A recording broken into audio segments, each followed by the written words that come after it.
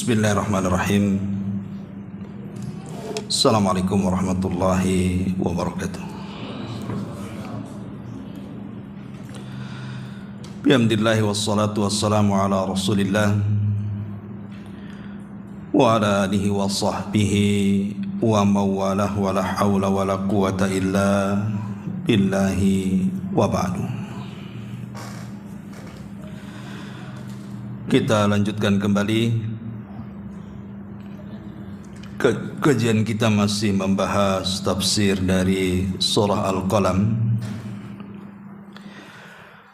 Kemarin kita membahas pada ayat ke-10 dan ke-11 dan juga ke-12, dan sekarang masuk pada ayat ke-4, ke-13 dan seterusnya. A'udzubillahi minasyaitonirrajim. Bismillahirrahmanirrahim. Utullim ba'da dzalika zanim an kana dza malin wa banin idza tutla alaihi ayatuna qala asatirul awwalin sanasimuhu alal khurtum. Allah Subhanahu wa ta'ala mengatakan, yang memiliki sikap kaku dan kasar, selain dari itu yang terkenal kejahatannya, karena dia merasa memiliki banyak harta dan juga anak-anak. Apabila ayat-ayat kami dibacakan kepadanya, dia pun berkata, ini adalah dongeng-dongeng orang-orang yang terdahulu. Ketahuilah kelak dia akan kami beri tanda pada belalainya. Ayat ini bicara tentang seseorang di zaman Nabi sallallahu alaihi wasallam, bahkan boleh dikata musuh berat Nabi sallallahu alaihi wasallam dalam berdakwah. Dia adalah Al-Walid ibnu Mughirah, ayahanda daripada Khalid ibn Walid. Al-Walid ibn Mughirah ini satu di antara tokoh-tokoh Quraisy terkemuka. Bahkan dia lebih tinggi jabatannya dibandingkan Abu Jahal. Kenapa? Karena Al-Walid ini memiliki kekayaan yang luar biasa. Boleh dikata orang kayanya Mekah di zaman itu. Bahkan dia memiliki tanah dan kebun kurma itu terbentang dari Mekah sampai ke Taif. Saking kayanya. Karena di zaman itu kan kekayaan diukur dengan luasnya lahan yang dimiliki dan perkebunan. Selain daripada itu, Al-Walid sendiri memiliki kecerdasan.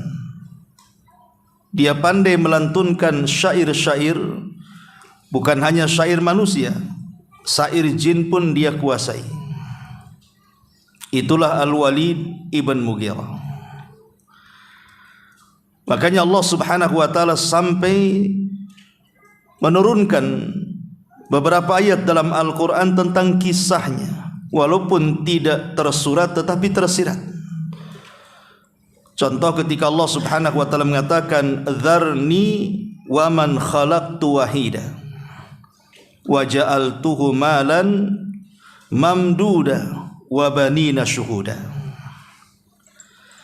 Biarkan orang itu yang aku ciptakan sendirian.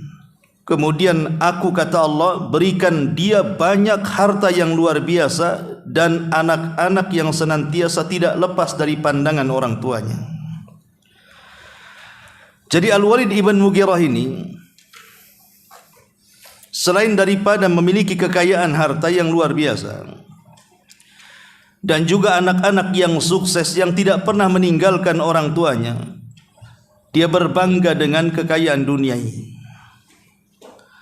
Sebenarnya Al-Walid ibn Mughirah sendiri sempat terpengaruh dengan Al-Quran. Satu hari dia datang kepada Abu Bakar Siddiq radhiyallahu an, ingin mengetahui apa yang diajarkan Nabi SAW kepada Abu Bakar.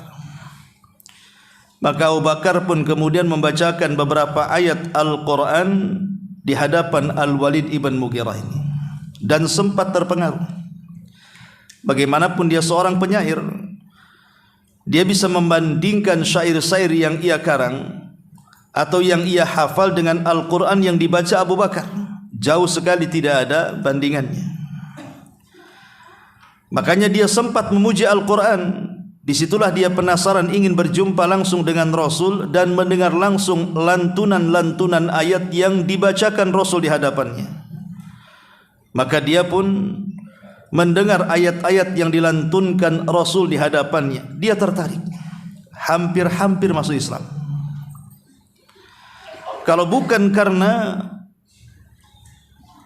takutnya kehilangan jabatan, kehilangan popularitas di tengah-tengah orang Quraisy dari ancaman Abu Jahal, kalau dia masuk Islam maka Abu Jahal akan membawa kasusnya ke masyarakat Quraisy supaya menanggalkan jabatannya. Makanya dia ketakutan kalau seandainya kemudian popularitasnya hilang, jabatannya juga hilang, pamornya juga hilang, makanya dia tidak jadi masuk Islam. Justru sebaliknya, akhirnya mencela Islam dan mengatakan bahwa Al-Quran yang dibawa Nabi SAW itu adalah perkataan manusia, atau bahasanya asatirul awalin, perkataan orang-orang terdahulu. Bahkan dia berani mengatakan bahwa jangan-jangan Al-Quran yang dibaca Rasul itu adalah sihir yang diimpor dari luar. Lah tentu ini kelancangan Al-Walid ibn Mughirah terhadap firman-firman Allah Subhanahu wa taala. Maka dia semakin sombong.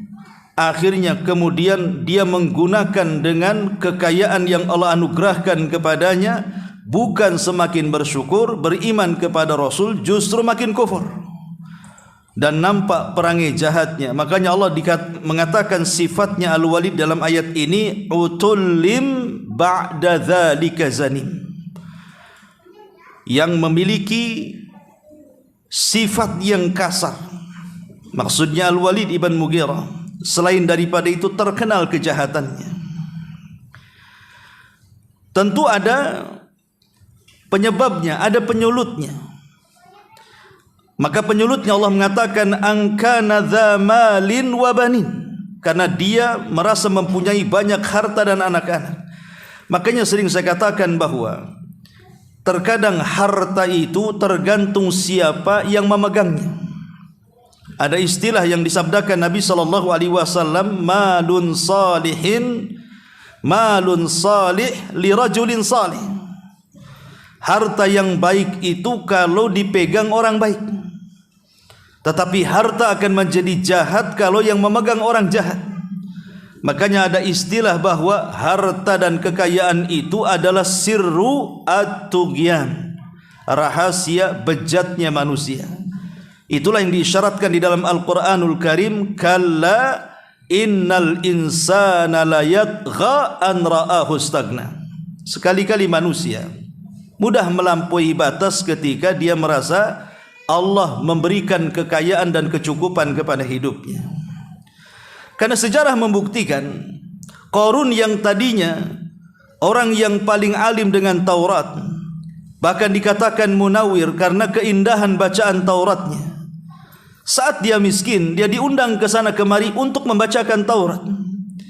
Tapi setelah dia menjadi kaya, dia tinggalkan Tauratnya dan dia menjadi orang yang pertama yang menentang Taurat dan menentang Nabi. Akhirnya Allah Subhanahu wa taala kirimkan azab kepada Qarun, fa khasafna bihi wa bidarihil arda. Kami tenggelamkan Qarun dan seluruh kekayaannya ke dasar bumi. Itulah kekayaan terkadang menjadi bencana bagi pemegangnya. Seperti Al-Walid ibn Mughirah di sini, utullim ba'da dzalika zanim an kana dza malin wa banin. Yang kaku lagi kasar, selain daripada itu terkenal kejahatannya karena dia memiliki banyak harta dan berbangga dengan anak-anaknya. Ma'asyiral muslimin wal muslimat rahimani wa rahimakumullah. Kemudian Allah Subhanahu wa taala memberikan dampak bagaimana harta itu bisa merusak seseorang. Allah Subhanahu wa taala mengatakan, "Idza tutla 'alaihi ayatuna qala asatirul awwalin." Apabila dibacakan ayat-ayat kami kepada Al-Walid ibn Mughirah ini, dia pun mengatakan, ini adalah dongengan-dongengan orang-orang terdahulu. Lihat bagaimana dia mengolok-olok Al-Quranul Karim, bahwa Al-Quran itu adalah dongeng-dongeng yang didongengkan Nabi SAW yang dicaplok dari umat-umat terdahulu, seolah-olah Nabi SAW menyadur dengan tangannya tulisan-tulisan kisah-kisah umat-umat terdahulu. Padahal Nabi SAW tidak bisa membaca dan tidak bisa menulis. Macam mana dia bisa mendongeng? Ma'asyiral muslimin wal muslimat rahimani wa rahimakumullah. Makanya kemudian Allah Subhanahu wa taala ancam Al-Walid ibn Mughirah, sanasimuhu 'alal khurtum. Kelak kami akan beri tanda padanya pada belalainya. Maksudnya kami akan beri tanda wajahnya kelak pada hari kiamat. Dengan apa? Dengan wajah yang hitam, dengan wajah yang buruk, dengan wajah yang penuh penyesalan. Yauma tabyaddu wujuh wa taswaddu wujuh. Pada hari itu ada wajah-wajah yang putih bersinar, tapi juga ada wajah-wajah yang hitam kelam. Itulah wajahnya Al-Walid ibn Mughirah, penuh dengan kehitaman dan debu. Ma'asyiral muslimin wal muslimat rahimani wa rahimakumullah. Dari sini pelajarannya bahwa bagaimana harta itu bisa menolak seseorang dari hidayah, dan bagaimana pula harta itu bisa mengeluarkan orang dari hidayah. Tetapi subhanallah, walaupun Al-Walid ibn Mughirah ini adalah penjahat dakwah, musuh Nabi SAW, tapi dia punya keturunan yang sangat berjaya dalam Islam. Al-Walid Al-Khalid ibn Walid, ma'ruf. Khalid ibn Walid seorang pedang Allah Subhanahu wa taala yang menghunuskan pedang demi kejayaan Islam. Walaupun Khalid ibn Walid ini memang masuk Islam belakangan, setelah 20 tahun Nabi SAW berdakwah, 13 tahun di kota Mekah, kemudian 10 tahun di kota Madinah. Khalid ibn Walid ini baru masuk Islam di tahun ke-7 Hijriah. Artinya setelah 20 tahun lebih Nabi SAW berdakwah di kota Mekah dan Madinah, baru dia datang menghadap Rasul mengislamkan dirinya. Alasannya, Khalid pernah mengutarakan kenapa dia telat masuk Islam. Padahal dia kenal Nabi SAW itu sudah sejak di Mekah. Dia menyaksikan Rasul berdakwah, dan dia menyaksikan teman-temannya menjadi orang-orang yang awal-awal beriman. Dia mengatakan bahwa karena ketika itu kami menganggap Abu Jahal sebagai tokoh kami, dan ucapannya lebih bijak dibandingkan Muhammad SAW. Karena Abu Jahal ketika itu disebut sebagai Abul Hakam, bapak kebajikan, bapak yang kalau bicara itu penuh dengan hikmah dan pelajaran. Ya, karena dia tokoh besar, wajar dijadikan pemimpin di tengah-tengah Quraisy. Jadi Khalid itu masih gandrung dengan Abu Jahal. Tapi setelah Abu Jahal meninggal dan dia yang menjadi tokoh di tengah-tengah Quraisy, barulah sadar dan menyadari bahwa apa yang dikatakan Abu Jahal dan tokoh-tokoh Quraisy itu jauh lebih buruk dibandingkan apa yang dibawa Nabi SAW. Makanya kemudian hidayah masuk ke dalam hatinya. Dia datang menemui Nabi SAW, kemudian masuk Islam. Sejak itulah dia memberikan seluruh kehidupannya untuk berjuang di jalan Allah Subhanahu wa taala, entah berapa peperangan yang sudah dilaluinya. Walaupun kenyataannya dia tidak mati dalam peperangan, padahal luka sudah terhitung di badannya, dia tetap saja mati di pembaringan. Ma'asyiral muslimin yang dimuliakan Allah Subhanahu wa taala.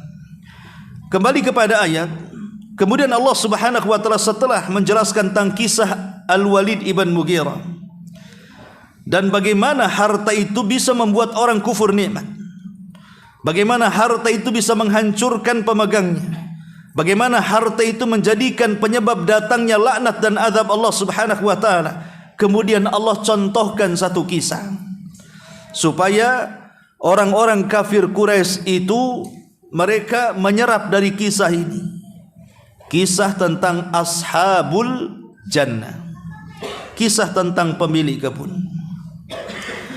Allah Subhanahu wa taala berfirman, "Inna balawnahum kama balawna ashabal jannati id aqsamu la yasrimunnaha musbihin wa la yastathnun." Sungguh kami telah menguji mereka, maksudnya penduduk Mekah, orang-orang musyrik, sebagaimana kami telah menguji pemilik-pemilik kebun, maksudnya ashabul jannah, ketika mereka bersumpah pasti kami akan memetik hasilnya di pagi hari dan mereka tidak akan menyisakan sedikit pun. Jadi kisah globalnya seperti ini. Sebelum kita masuk kepada ayat supaya paham kisahnya.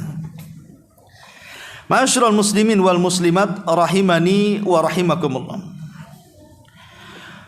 Ada yang mengatakan bahwa kisah ini terjadi di negeri Yaman.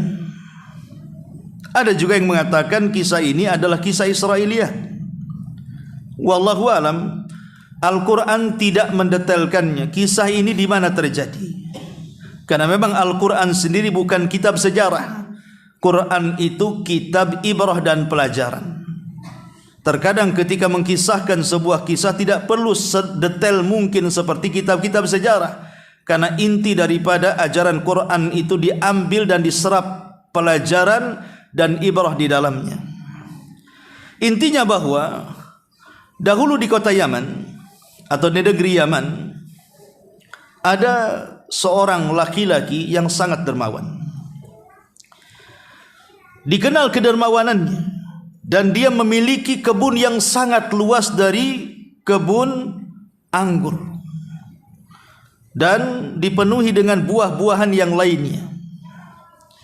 Saking dermawanannya orang ini, apabila datang musim panen, dia tidak memanennya, tapi dia mempersilahkan para fuqara wal masakin mengambil jatahnya.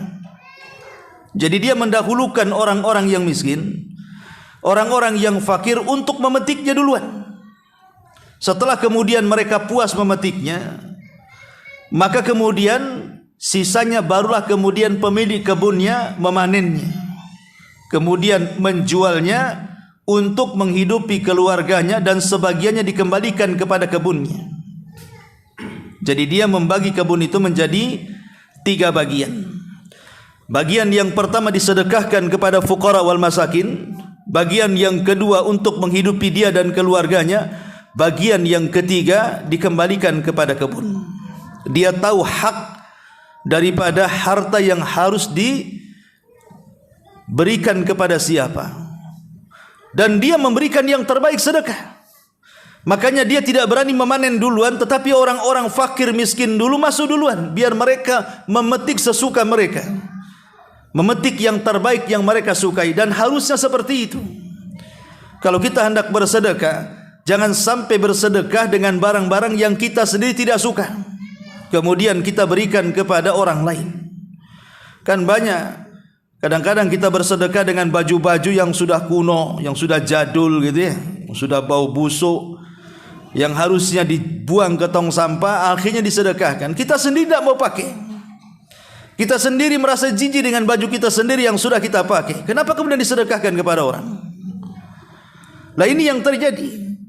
Lah bapak ini adalah sang dermawan yang luar biasa.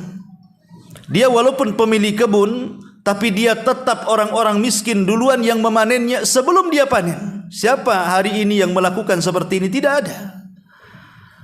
Kalau seandainya kita ini memiliki kebun, boleh jadi mungkin kebun itu tidak akan diserahkan kepada orang. Jangan kepada orang, kepada codot pun kita nggak kasih, diberongsong, kasih kresek gitu ya.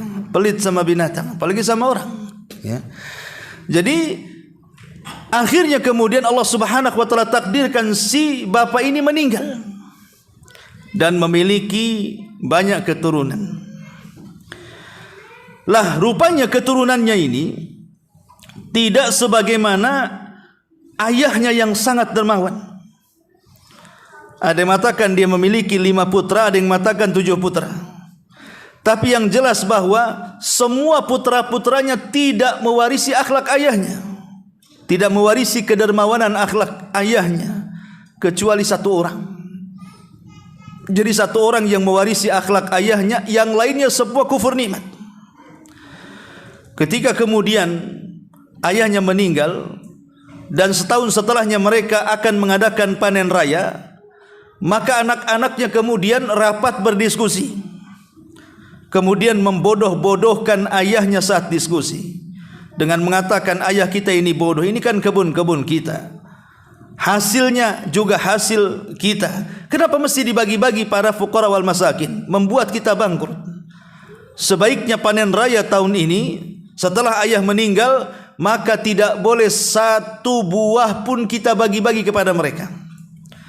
Bahkan kebiasaan ayah yang membiarkan kebun itu di pagi hari orang-orang fakir dan miskin datang, sebelum fakir dan miskin datang ke kebun, kita panen duluan, sehingga ketika mereka datang sudah tidak ada lagi buah-buahan.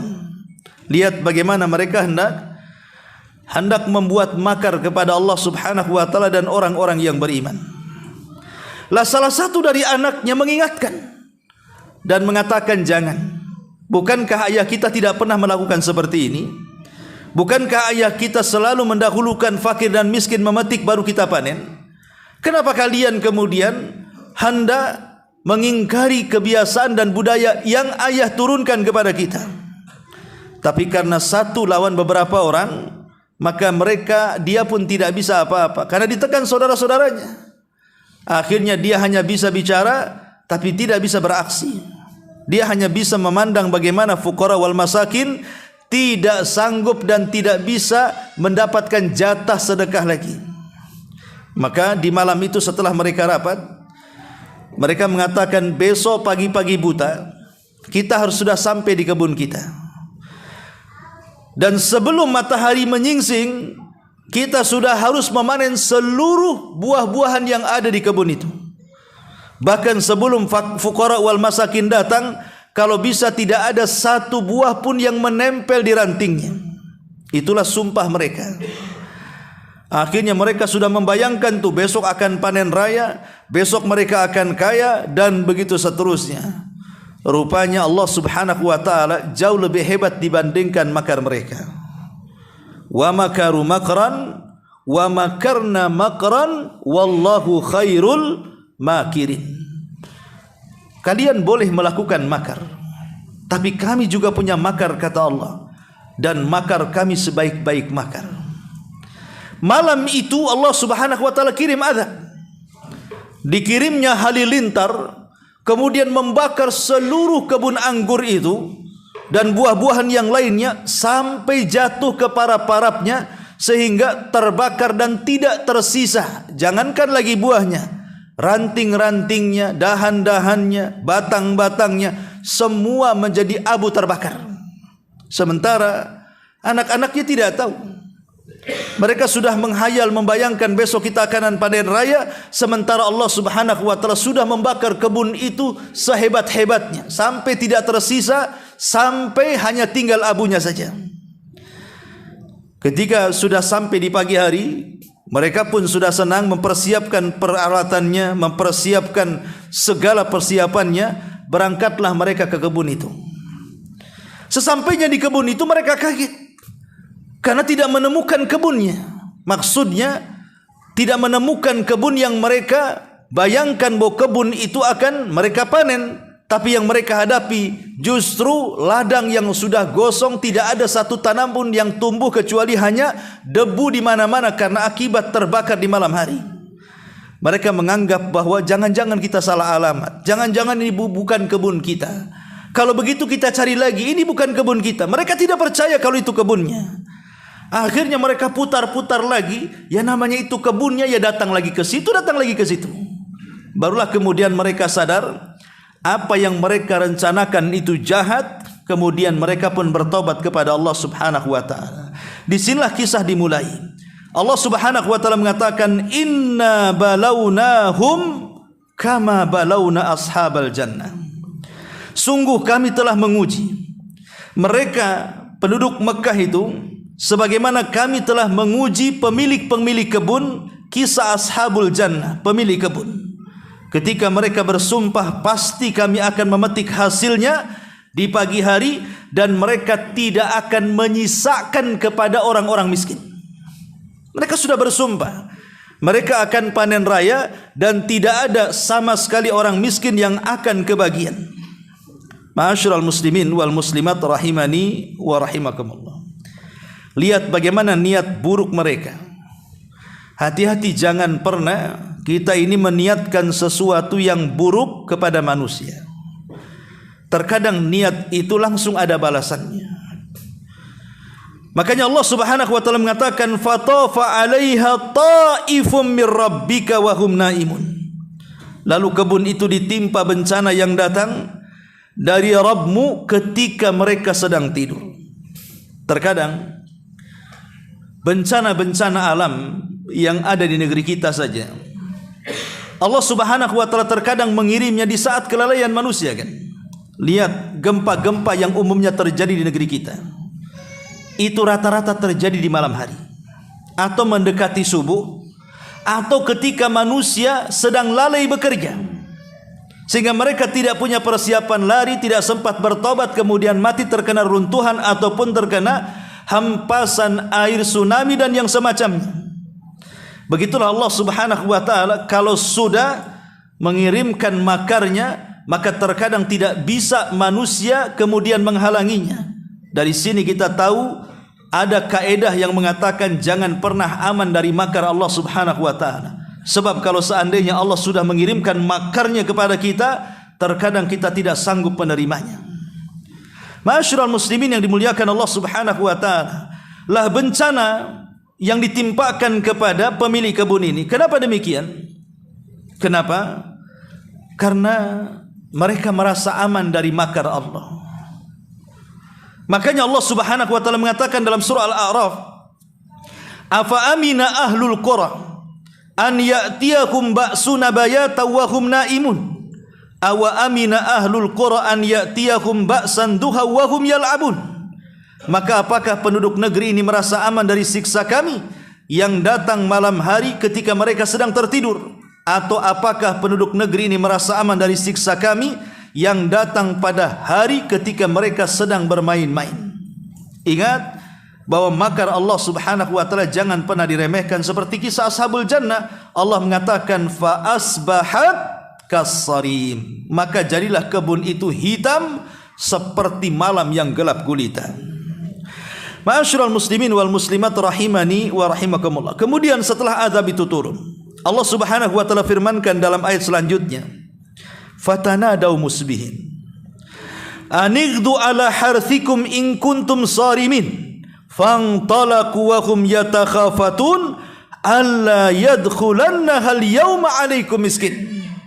Lalu mereka saling memanggil saudara-saudara mereka di pagi hari dan mengatakan, pergilah pagi-pagi ke kebun kalian jika hendak memetik hasilnya.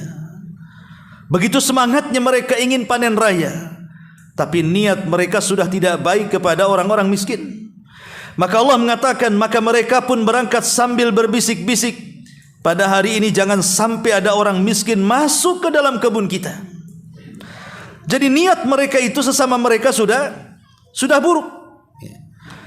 Makanya kemudian Allah Subhanahu wa taala mengatakan, wa ghadau ala hardin qadirin falamma ra'auha qalu inna ladhallun. Dan berangkatlah mereka pada pagi hari itu dengan niat menghalang-halangi orang miskin, padahal mereka mampu menolongnya.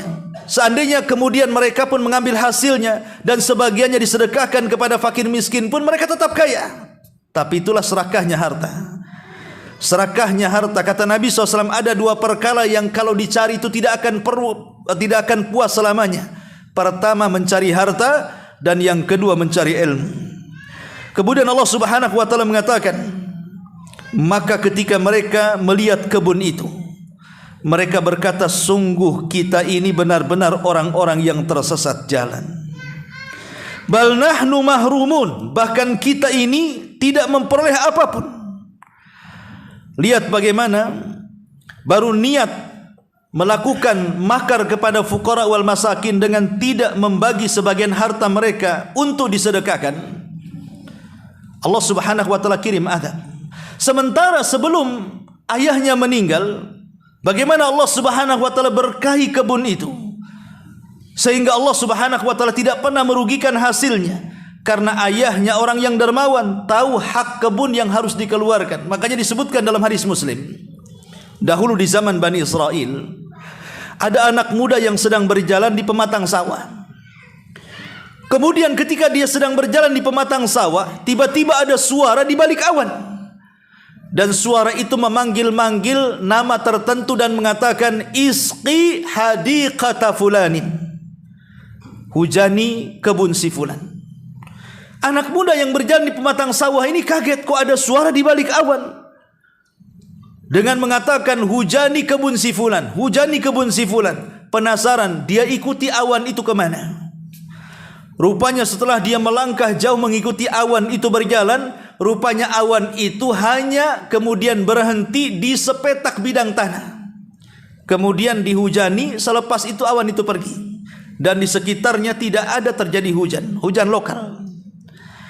Dia pun kemudian heran, kenapa awan itu hanya menghujani sepetak tanah, sementara tanah yang lain tidak dihujani. Makanya kemudian dia penasaran, ingin menunggu ada apa gerangan dengan pemilik kebun itu.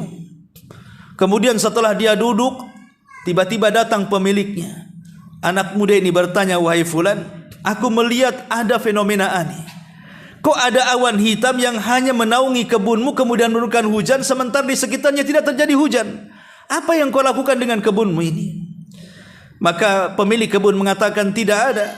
Aku hanya kalau memanen hasil dari kebun ini, ku bagi hasilnya menjadi 3. Sepertiga ku sedekahkan, sepertiga ku kembalikan ke kebun sebagai benih dan juga modal, dan sepertiganya untuk hidupku dan keluargaku. Lihat bagaimana sedekah ini membawa berkah. Nabi SAW mengatakan, ma naqasa min mali sadaqah. Tidak mungkin berkurang harta yang disedekahkan. Tapi lihat apa yang dilakukan oleh anak-anaknya setelah meninggal orang yang baik ini. Mereka kufur nikmat, tidak mau bayar zakat, tidak mau sedekah. Maka apa yang terjadi? Mereka pun kemudian diazab, bahkan tidak merasakan sedikit pun dari hasil panen rayanya. Padahal ketika itu ada satu anak mereka sudah mengingatkan. Makanya Allah mengatakan ayat selanjutnya, qala awsatuhum alam aqul lakum laula tusabbihun. Berkatalah seorang yang paling bijak di antara mereka, bukankah aku telah mengatakan kepada kalian, mengapa kalian tidak bertasbih kepada Tuhanmu? Maksudnya di sini dia mengingatkan soal kebaikan ayahnya. Seolah-olah dia mengatakan, kenapa kalian tidak mengingat kebaikan ayah kita dan mengikuti tata cara dia? Bagaimana dia menyayangi anak orang-orang miskin, fuqara wal masakin, memberi bantuan kepada mereka. Kenapa kita harus bakhil kepada mereka? Akhirnya apa yang kita saksikan hari ini, 1 peser pun kita tidak mendapatkannya. Maka Allah Subhanahu wa taala lanjutkan, qalu subhana rabbina inna kunna zalimin. Mereka pun kemudian sadar, akhirnya mereka pun bertobat dan mengatakan, maha suci Rabb kami, sungguh kami adalah orang-orang yang zalim. Kemudian Allah mengatakan, fa aqbala ba'duhum ala ba'din yatalawamun. Lalu mereka saling berhadap-hadapan dan saling menyalahkan satu dengan yang lainnya. Dan mereka mengatakan, qalu ya wailana inna kunna taghin asa rabbuna an yubdilana khairan minha inna ila rabbina raghibun. Mereka berkata, celaka kita semua, sungguh kita orang-orang yang melampaui batas. Mudah-mudahan Rabb kami memberikan ganti kepada kita dengan kebun yang jauh lebih baik daripada kebunku ini. Sungguh kita mengharapkan ampunan dari Tuhan kami dan kita akan kembali kepada Rabb kami. Akhirnya singkat cerita, Allah Subhanahu wa taala pun menerima tobat mereka. Dan setelah kemudian mereka betul-betul bertobat, ingin seperti ayahnya menjadi orang yang dermawan, maka Allah Subhanahu wa taala suburkan kembali kebunnya. Kemudian setiap panen raya dikembalikan seperti adat istiadat yang pernah dilakukan ayahnya. Begitulah Allah Subhanahu wa taala firmankan, "Walau anna ahlal qura amanu wattaqau lafatahna 'alaihim barakatim minas sama'i wal ardh."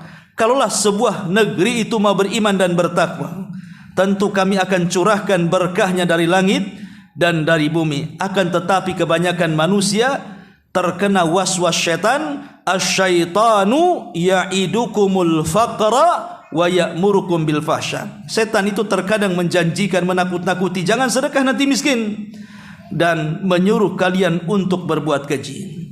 Ma'asyiral muslimin wal muslimat rahimani wa rahimakumullah. Pertanyaan pun muncul, kenapa kisah Ashabul Jannah ini diselipkan setelah kisah Al-Walid ibn Mughirah, tokoh Quraisy? Apa hubungannya kisah Ashabul Jannah dan orang-orang kafir Quraisy ini? Karena Allah mengatakan, inna balawnahum kama balawna ashabal jannah. Kami menguji mereka, maksudnya kafir Quraisy, seperti kami menguji pemilik kebun. Apa hubungan pemilik kebun dengan orang-orang Quraisy ini? Para ulama menjelaskan bahwa di sini ada sisi kemiripan antara Ashabul Jannah dengan orang-orang kafir Quraisy. Apa kemiripannya? Sama-sama kufur nikmat. Ketika dahulu orang-orang Quraisy ini diberikan keamanan oleh Allah Subhanahu wa taala dan mudah mencari rizki. Mereka datang ke Yaman tidak diganggu, mereka datang ke Syam tidak diganggu setelah peristiwa burung ababil. Sehingga orang-orang takut dengan orang Quraisy, kalau mengganggunya nanti datang ababil. Sehingga mereka aman berjalan ke sana kemari. Sehingga Allah Subhanahu wa taala mengatakan, li'ila fi Quraisyin ila fihim rihlatash syita'i was-saif. Ya. Falyabudu rabb hadzal bait alladzi at'amahum min ju'in wa amanahum min khauf. Jadi mereka diberikan berkah rizki yang luar biasa dan keamanan yang menjaga mereka mencari rizki. Tapi mereka kufur nikmat. Setelah kekayaan mereka pegang, hasil dagang mereka kuasai, mereka pun hidup makmur. Datang Nabi SAW sebagai utusan Allah, kemudian mengajak mereka kembali kepada tauhid, mereka pun menolaknya. Mereka tidak mau menyembah Allah Subhanahu wa taala, justru masih suka menyembah Lata, Uzza, Manat, Khubal. Maka mereka pun dihinakan seperti Allah Subhanahu wa taala hinakan Ashabul Jannah yang mereka tidak pernah benar-benar bersyukur akan nikmat Allah Subhanahu wa taala. Inilah di antara kisah Ashabul Jannah yang erat kaitannya dengan orang-orang Quraisy. Wallahu a'lam bishawab. Ini yang bisa sampaikan. Maaf juga saya ada acara juga, harus buru-buru. Subhanakallahumma bihamdika asyhadu an la ilaha illa anta astaghfiruka wa atubu ilaik. Allahu taala alam. Assalamualaikum warahmatullahi wabarakatuh.